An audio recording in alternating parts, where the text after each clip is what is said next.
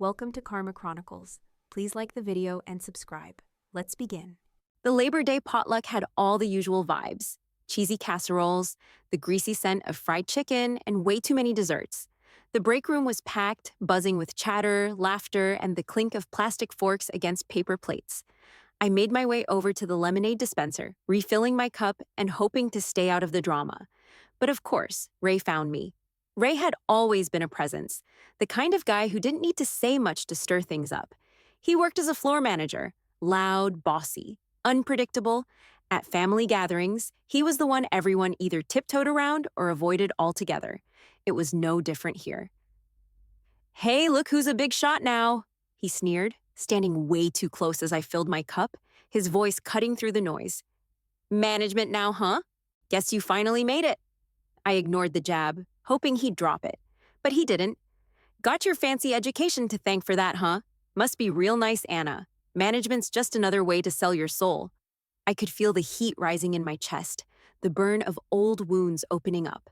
Family had always told me not to make waves. Ray's moods were just part of the deal. But tonight felt different. I wasn't some kid anymore. I wasn't the shy, quiet cousin trying to fit in with him or anyone else. "Ray, let's not do this right now," I said, keeping my voice steady, trying to keep peace. He didn't listen. Instead, his hand shot out and grabbed my arm, squeezing. "You think you're better than me now." I jerked my arm back. "Don't touch me." That was the mistake, I guess. His face twisted, and before I could even blink, his fist came down hard, right across my mouth. The slap of skin hitting skin echoed in the silence that followed. Time froze. The entire room seemed to hold its breath, everyone suddenly aware of the rawness hanging in the air. My mouth was hot and I tasted blood.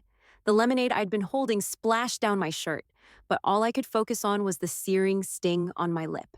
The break room went dead silent, and for a moment, all I could hear was the hum of the refrigerator, the faint clatter of plates in the distance. The silence in the break room pressed down on me, thick and suffocating. I stood frozen, blood pooling in my mouth, hot and metallic.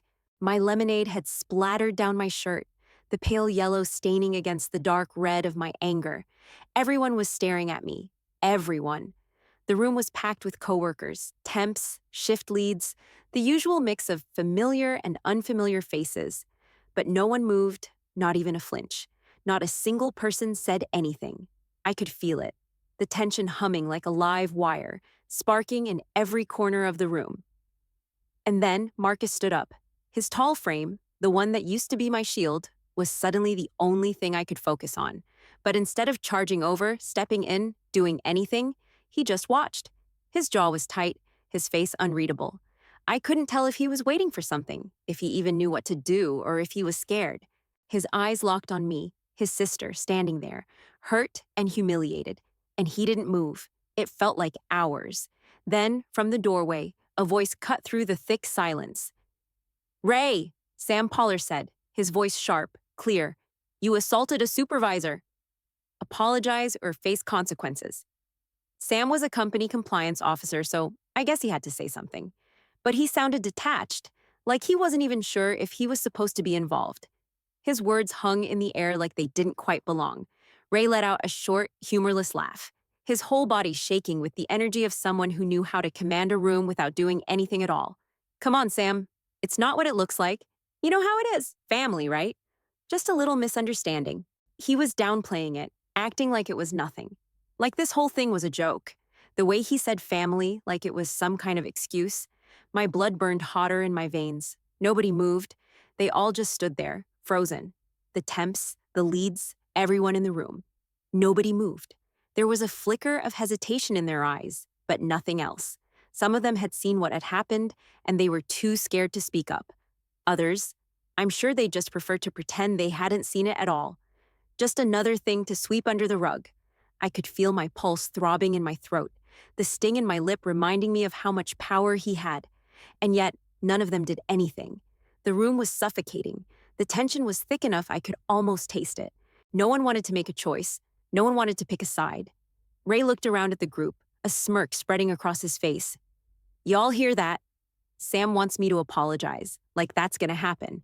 He took a step toward me, the sound of his boots heavy on the tile floor, She's always been soft, he added, loud enough for everyone to hear. Like I said, this is just a family thing. Don't make it bigger than it is. I swallowed hard, the blood in my mouth bitter. My heart was hammering, but I forced myself to stay still, trying not to show any weakness. I wasn't going to let him win by seeing me crumble, but he could feel it. He could see it. He was enjoying it. I wanted to scream, wanted to throw the lemonade in his face, but I didn't move. Not yet. I caught Marcus's gaze again. He hadn't shifted, didn't take a step toward me, didn't even open his mouth. And it hit me then, clear and cold. I was on my own. Sam stood there, watching, still waiting for Ray to respond. The air between them was electric, but Ray just laughed again, like it was all a joke. Ray paced in front of me, his boots clicking against the floor like he owned it, like he owned all of us. I stood there, holding my lip with one hand, the sting still sharp, and just waited. I could taste the blood and the sour aftertaste of everything that had happened.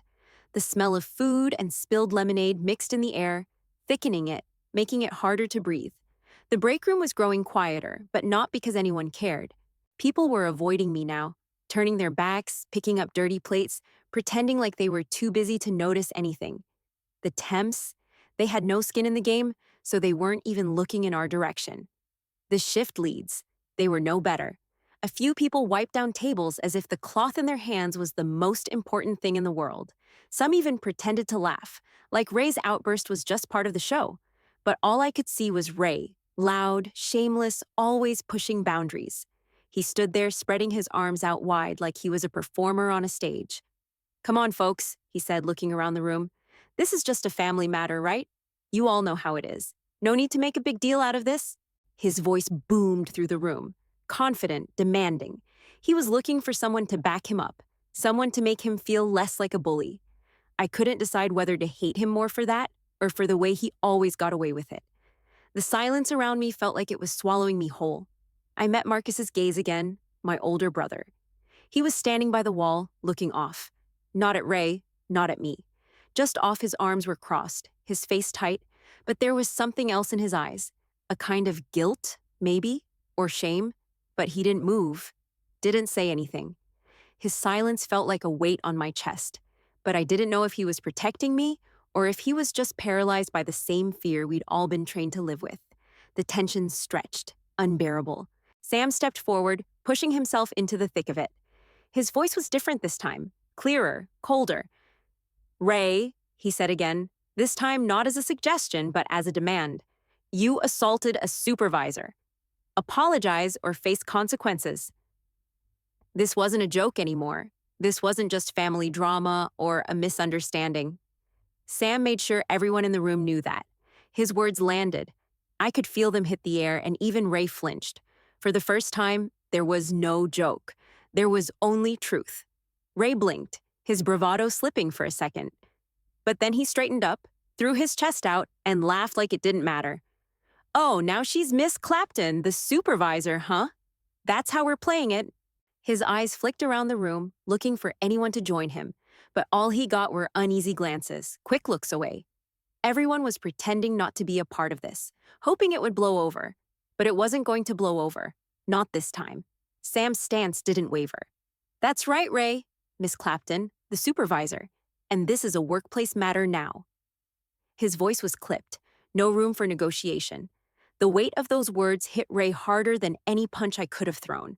Ray was used to having people back him up, used to people caving when he made a scene, but not this time. Not with Sam, not with me. For a moment, Ray's face darkened. His eyes flicked toward me, a flash of something. I don't know, anger, maybe fear, before he turned back to Sam. "You're really gonna do this? You're really gonna bring HR into this, into family business?" The question was a challenge. His tone was a dare, like he was hoping someone would take his side. But no one did. The room felt smaller now, suffocating. Everyone was still looking anywhere but at us, eyes darting, pretending to clean up, pretending to talk to each other. It was like they were all hoping this would just stop, like if they didn't acknowledge it, it would disappear. But it wasn't disappearing. This was real. I stayed still, the blood on my lip cooling, my heart racing. I didn't need anyone to back me up. Not anymore. It was too late for that. Ray's bravado flickered. Maybe he didn't expect the room to turn against him like this. Maybe he thought he'd be able to walk out of this, shake it off like all the other times. But Sam wasn't backing down, and for once, neither was I. Sam was waiting for an answer. Ray didn't give it. Instead, he looked around, a last-ditch attempt to find someone who would call it off. But no one spoke. No one moved. Ray's smirk finally disappeared, and he was left with nothing but the sound of his own voice echoing through the quiet break room. The air around me was thick, and my head was spinning with the weight of it all. I stood there, trying to hold it together, but my mind kept drifting back to the warehouse, back to the years I'd spent working under Ray, years of ignoring the little signs, telling myself it was fine, that I could handle it. That wasn't true, though. I wasn't fine. I wasn't handling it. But the truth was, I didn't know how to stop pretending. I thought about the first few years when I was just a kid trying to keep my head down, trying to fit in. Ray's anger wasn't new. It had always been there, bubbling under the surface, just waiting to boil over. I remembered the way he would snap at people, his voice always too loud, too sharp, and no one did anything. It was just Ray, you know. And every time it happened, my family would just shake their heads, muttering about how he was under too much stress at work, how he didn't mean it, how that's just the way he was. It was always brushed off, always explained away. I could still hear my dad's voice. Don't stir things up, Anna. He's just got a short fuse. Let it go. Let it go. That's what I was told every time. So I did. I let it go. But that didn't make it easier. One night at the company Christmas party, I remembered it like it was yesterday. The room was crowded, loud with chatter and the clink of glasses. Ray had had a few too many beers, and as usual, his attention landed on me. You're too mouthy for a girl, Anna, he joked, slurring just a little. He had that arrogant smirk, the kind that always made me want to look away. I'd been talking with a few coworkers, trying to enjoy the night, but Ray couldn't let it go. Maybe you should just keep quiet for once, he'd said, grabbing my wrist hard enough that I almost stumbled. It wasn't a playful grab. It was a hold. He pulled me closer, and I could see the gleam in his eyes, the kind that made my stomach twist. It wasn't the first time something like that had happened, but it was the first time I actually felt it. I remember the red ring on my wrist that night. It stayed there for days, a bruise that never quite faded. My mom saw it, of course. She just said, "That's just Ray, honey. He doesn't know his own strength. Don't let it get to you." I didn't know how to explain it. I didn't know how to make it stop. So I stayed quiet. I always stayed quiet. Marcus was gone by then. He'd left years ago, fed up with Ray's moods and the way no one in the family ever stood up to him. I couldn't blame him for leaving. He'd said it himself. He couldn't take it anymore. But me, I stayed. I told myself I could manage it. I told myself that one day Ray would see me as more than just the little cousin. I thought if I worked hard enough, kept my head down, maybe he'd stop pushing. Maybe I could be better than all the quiet years before. But here I was, standing in this break room, blood in my mouth, and Ray's handprint still fresh in my memory. I felt the sting on my lip, but it wasn't just the pain that made my heart race. It was the realization that I had stayed too long, that I had let this happen over and over. The truth was, Ray had always been a part of the family, but I'd convinced myself I was different. I thought I could handle it. I thought I had control, but I didn't. And that red ring on my wrist, it wasn't just a memory anymore. It was still here, in the shape of this bleeding lip, this silence, this room full of people who didn't know what to do. Ray might have thought he could keep getting away with it, but not this time, not anymore. I didn't know how much longer I could stand there, my lip throbbing and the weight of it all pressing down on me. But before I could even take another breath, the door to the break room swung open, and in walked the company manager, Jim, and the HR rep, Claire. Sam must have called them. Jim's presence was enough to shift the air. He was a big guy, the kind who always wore a polo with the company logo like it was armor. His eyes went straight to Ray, and I could see the unease on his face. "Ray," he said, his voice low, "you've been called in." What happened here? Ray crossed his arms, his face already set in a defensive scowl.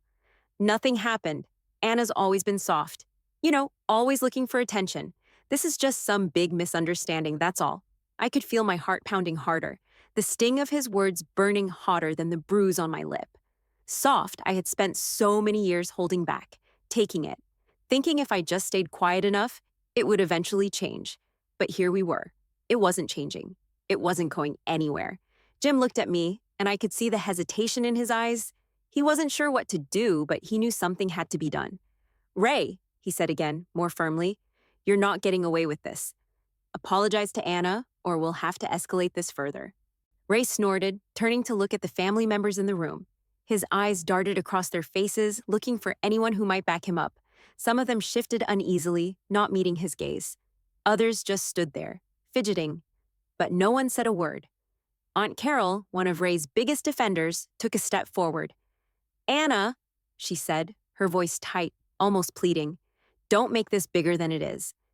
It's just a little scuffle. You know how Ray gets. We all know him. Don't bring in outside trouble. Outside trouble. That was the thing, wasn't it? They were always hoping I wouldn't stir the pot, hoping I'd just sit back and let it all slide. Like I always had, but not this time. I turned slowly, making sure I had everyone's attention. The room was still and heavy, the hum of the vending machine in the corner somehow louder now. I was shaking, but I wasn't backing down. This isn't about one punch, I said, my voice clear and steady, cutting through the tension like a knife. This is about every time you all stayed quiet, every time Ray did something, and you all just let it go. I didn't even look at Ray when I said it. I wasn't looking at anyone, really. I dropped the stained napkin into the trash with a deliberate slowness, my fingers curling around the edge of it before I let it go. It felt like that napkin, dirty and soaked with lemonade, was the apology I would never get. The room was so quiet you could have heard a pin drop. Ray scoffed, the sound like nails on a chalkboard, but this time he didn't have the energy to back it up. You don't know what you're talking about, he said, trying to sound tough, but there was a crack in his voice now. I didn't flinch. I'm talking about every time, I repeated, and I'm done staying quiet. I'm done pretending this is okay. There was a long, unbearable silence after that. And then, finally, Marcus stood up. It was like the entire room exhaled at once. He had been standing off to the side, arms folded, like he was trying to decide which way the wind was blowing. But now he finally spoke, his voice low but clear. She's right. We all let him slide for too long.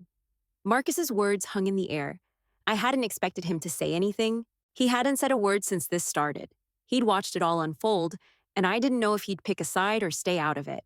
But this was his side. Ray looked at Marcus, his face twisting with disbelief. You too, he spat, taking a step forward, but Marcus didn't budge. No, Ray, Marcus said, his voice steady now, not angry, but resolute. This ends here. I could feel the shift in the room then, like the weight of the silence was lifting just a little. Marcus had made the choice. He wasn't backing down anymore, either. Ray, for the first time, didn't know how to respond. He looked between us, his eyes wild with the realization that he had no one left to back him up, no one to protect him from the truth. The whole room felt smaller now, quieter. It wasn't over, not by a long shot. But something had shifted. And for the first time in all those years, I didn't feel so alone. The room stayed heavy, like the air had thickened with everything unsaid. Ray's face was red now, his jaw tight, and I could see the rage building in him. His fists were clenched at his sides, his body coiled like a spring ready to snap. You all have no idea what you're doing, Ray snarled, voice sharp, cutting through the tension. This is family business. Family. You think you can just drag outsiders into this? HR and all these damn rules. This is a joke. Sam didn't flinch, just stood there, his posture straight and unyielding. Ray, this is no longer family business. This is a workplace matter, he said, his voice firm, each word landing with weight. There are legal implications here. You don't get to dictate how this goes anymore. Ray's eyes flicked toward Sam, then to Jim, then back to me. His face twisted like he was trying to decide if he could still scare his way out of it. But something had changed. The confidence he'd had earlier was starting to slip, and for the first time, he looked unsure. You're seriously going to do this? He spat, stepping forward, his boots thumping heavily against the floor. You're gonna call the cops on me over this? Over her. His eyes locked on mine, burning with anger, like he could intimidate me back into silence. I didn't move, didn't flinch. I could feel the weight of everyone's eyes on me, but I didn't care. I was done being quiet, done letting him intimidate me. Marcus stepped forward, blocking Ray's path. I saw the muscles in his arms tighten, his posture shifting. And for the first time tonight, he looked like he wasn't just standing there trying to hold it all together. "You step back," Marcus said, his voice low, a warning but clear. Ray's face twisted with disbelief. "What? You're gonna protect her now, Marcus? You've been running from this for years."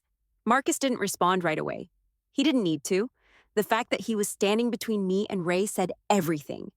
Ray took a step closer, his hands now shaking, but I saw something in his eyes, something I hadn't seen before. Fear. Not for me, not for what had happened, but for himself. For the first time, he knew he was losing control. Sam didn't back down either. "Ray, I'm not going to let this slide. You assaulted a supervisor. If you don't apologize and accept disciplinary action, you'll be facing assault charges. This isn't a negotiation anymore." There it was, assault charges. Ray's eyes widened, his mouth opening and closing like he was trying to find something to say, some way out of this. But the words wouldn't come. For the first time, I could see the panic creeping into his face. He wasn't in control anymore. There was no joke here, no family drama he could laugh off. He couldn't talk his way out of this one. I could feel it. The shift, the space between us, between me and everyone else in this room, was filled with something raw, something that couldn't be ignored anymore. And I wasn't going to let it slide. Not now. Ray's mouth snapped shut, but he didn't step back. Instead, he looked around, his eyes darting from one face to the next, as if hoping someone would throw him a lifeline. No one did. No one backed him up this time. I didn't move. I didn't look away. "I don't want mediation," I said, my voice steady. "I don't want some private resolution where we all go back to pretending this never happened. I want full documentation. I want this to be official. I want action." The room fell even quieter, and Ray's anger flared again. But this time, it was different. He couldn't control it. He couldn't control me anymore. He wasn't going to get away with it this time. He opened his mouth like he was going to say something, but the words never came. He just stood there, chest heaving with each breath, eyes wild. But for once, there was no fight in him. He was out of options. "Do you understand what you're saying, Ray?" Sam asked, his voice cold but calm. Ray didn't respond. He didn't move. And then, slowly, he turned away. He didn't apologize. He didn't say anything else. For the first time in my life, I felt like I had control. It wasn't about winning or losing. It wasn't about getting him to apologize or making him admit he was wrong. It was about standing my ground. It was about saying no more. I didn't flinch, and I wasn't going to back down. Ray was put on leave the next day, pending an internal investigation. It felt surreal, like something out of a movie. I'd spent years brushing off his temper, excusing his outbursts because that's just Ray. But now there was an actual process, an investigation, and for once, Ray wasn't above it. The company started their review almost immediately, but it wasn't just the management who took notice. Word spread like wildfire through the warehouse. It was impossible to miss. The whispering in the aisles, the uneasy glances when I walked past, the way people suddenly found something else to do when I came into the break room. Some of it was guilt, I guess. They'd all known, had all seen things happen before, and I guess now they couldn't ignore it. But most of it was fear. Fear that if they said something, they'd be next. I'd never felt so alone in a room full of people. Every time I passed someone, their eyes darted away. The temps, the leads, everyone. Some didn't even look at me at all. They just kept their heads down, doing their jobs, acting like nothing had changed. But I knew they saw it. They saw what had happened, and they didn't want to be part of it. The worst part was when Marcus started doing the same thing. He didn't avoid me, exactly, but I could feel it. He wasn't really there. He didn't speak like he used to. It was like the moment he'd stepped in, like he'd made the decision to finally take a side. Something had shifted for him too. And it wasn't just the family stuff anymore. It was everything. By the end of the week, I found myself sitting in the break room with him, a bottle of water in my hand, the weight of the silence between us almost as heavy as the air. He'd been quiet all week, too quiet. Finally, he spoke. "I should have stopped Ray sooner, Anna. I should have said something before." His voice was thick with something I couldn't place. Guilt, regret, maybe a little bit of shame. I didn't look at him right away. I couldn't, not after everything. "You could have," I said, keeping my voice steady. "You should have, but you didn't." He winced like I'd slapped him. I could see the guilt written all over his face, like it had eaten him alive for the past few days. but it didn't change anything. I couldn't, he said softly. I couldn't handle him. Not then, not now. I finally met his eyes. That's just it, Marcus, I said, my voice quieter than I meant it to be. None of us could handle him. But that's because we let it go on for so long. We let it slide, and now look where we are. His shoulders slumped, and he looked down at his hands, fingers picking at the label on his water bottle. The guilt was so thick between us, I could feel it like a wall. He wasn't looking for absolution, but I wasn't going to give it to him. Not this time. I'm not blaming you, I said, and I wasn't. But that didn't make the weight of what had happened any easier. But we both know we let silence do the damage. And look at where it got us. He nodded slowly, but he didn't speak. What was there to say? I wasn't looking for an apology from him. I didn't want to hear him explain himself. I just needed him to understand. The room around us felt empty, even though it was full of people. I kept hearing the hum of the machines in the background, the faint clink of dishes being cleared, the sounds of a place that hadn't really stopped for any of this. And maybe that was the hardest part, that the world kept moving, even when it felt like mine had stopped, even when I knew nothing would ever be the same again. I don't know what happens next, I said, breaking the silence, but I'm not going back. Not to that. Marcus didn't say anything, but he didn't have to. I could see the understanding there in the way his eyes softened. And for a moment, it felt like we were two people, just trying to figure out how to move forward, even if we didn't know how. The phone calls started coming in the next day, one after another, family members trying to reach me. Aunt Carol was the first. Anna, honey, you've got to stop this. You're going to ruin Ray's future over a moment, she pleaded, her voice shaky but desperate. He's not a bad guy, you know that. This is just a family thing. He's under so much pressure. You've got to let it go. I didn't say anything for a few seconds, just listening to her ramble. I'd heard it all before. Don't stir the pot. Don't cause trouble. He's family. Finally, I spoke, my voice steady but sharp. No, Aunt Carol, I'm not letting it go. This isn't about Ray's future. It's about mine. And it's about what happened. I didn't wait for her response. I didn't need to. I wasn't interested in listening to her spin it, tell me how I was wrong, or how I was causing trouble. It wasn't her future on the line, and I wasn't going to let her guilt me into silence. The calls didn't stop. Another aunt, a cousin, one of Ray's old friends. They all had the same thing to say. Ray's a good guy, Anna. You know how he gets sometimes. It was just a moment. It doesn't need to be blown out of proportion. I shut it down every time. I didn't need to explain myself anymore. I sat down at my kitchen table that night, typing out the formal complaint. The words felt cold and official, but they were the truth. The truth I hadn't had the courage to say out loud for so long. By the time I hit send, I knew what came next. It wasn't just going to be an internal review anymore. I wasn't going to let it slide. I was pushing for legal action. I had to. A few days later, whispers from town started making their way back to me. Ray's temper wasn't just a family secret anymore. People were talking. I heard it at the grocery store, from a woman at the gas station, from a guy at the bar. Everyone knew now. The thing was, I didn't try to stop it. I didn't defend him. I didn't say anything. I let the story spread.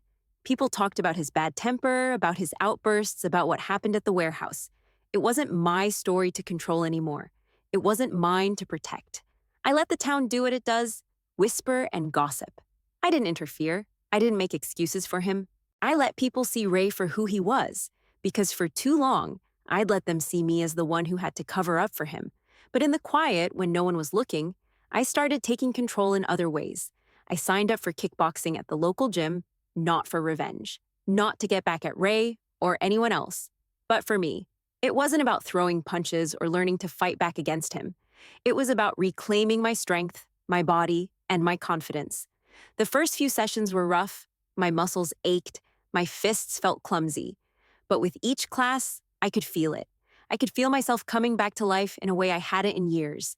The exhaustion, the sweat, the rhythm of it cleared my head.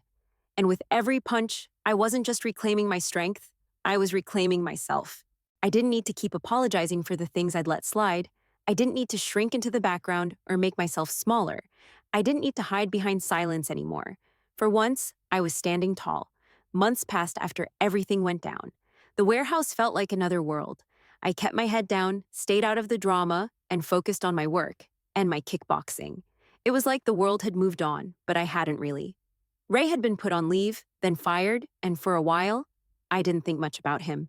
Until I heard the news. He'd lost another job, same thing, different site, another altercation, another fight he couldn't talk his way out of. I didn't feel relief. I didn't feel joy. I just didn't feel anything.